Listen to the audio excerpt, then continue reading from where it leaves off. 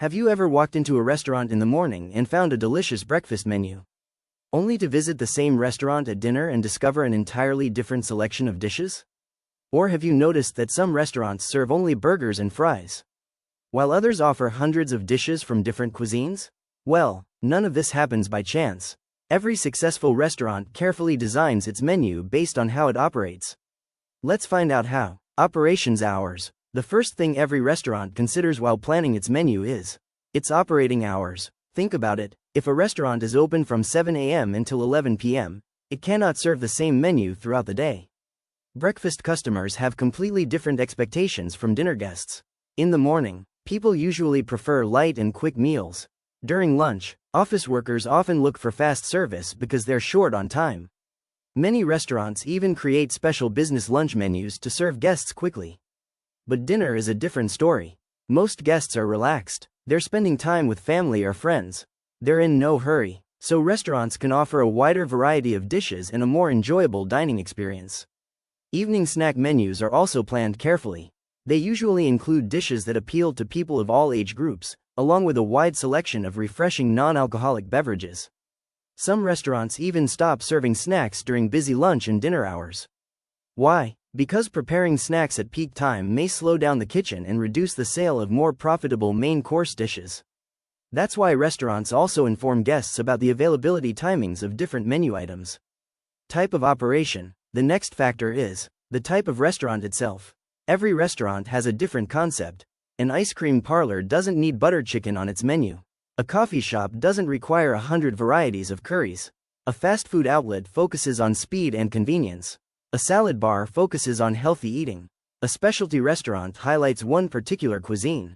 Institutional catering serves completely different customer needs. In short, the concept of the business decides what belongs on the menu, and what doesn't. What should be served? Menu planning isn't only about customer preferences.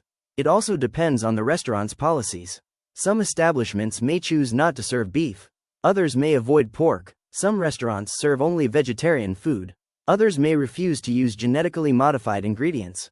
These decisions are influenced by religious beliefs, company values, customer expectations, or local regulations. That's why every dish on the menu must always follow the establishment's policies.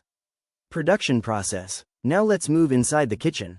Because menu planning doesn't just depend on what customers want, it also depends on what the kitchen can actually produce.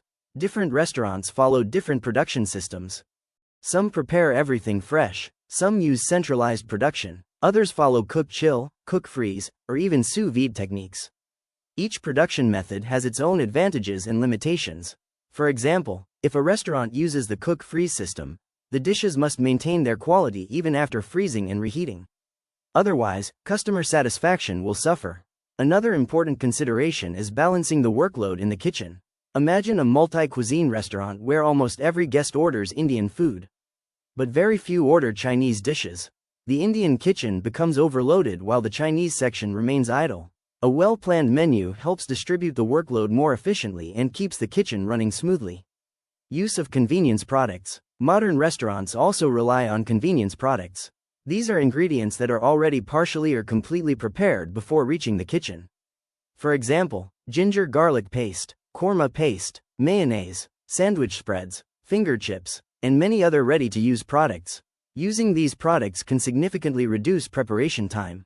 They also lower labor costs, improve consistency, and minimize food wastage.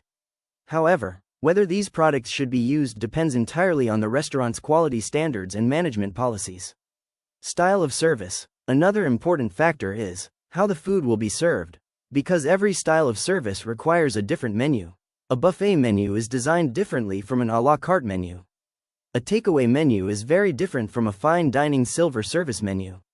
American service, tray service, buffet service. Each style has its own operational requirements. That's why the service style plays a major role in menu planning. Type of menu. Finally, restaurants must decide what type of menu they want to offer. The two most common formats are à la carte and table d'hôte. In an à la carte menu, guests can choose individual dishes from a wide range of options.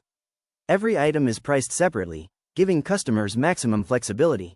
On the other hand, a table d'hôte menu offers a fixed number of courses at one set price, with only limited choices. This format is commonly used for banquets, corporate events, and fixed meal packages because it simplifies operations and controls food costs. Conclusion: as you can see, menu planning is far more than simply deciding what food to sell. Every menu is carefully built around the restaurant's operating hours, its business concept, management policies, kitchen production capabilities, convenience products, style of service, and even the type of menu being offered.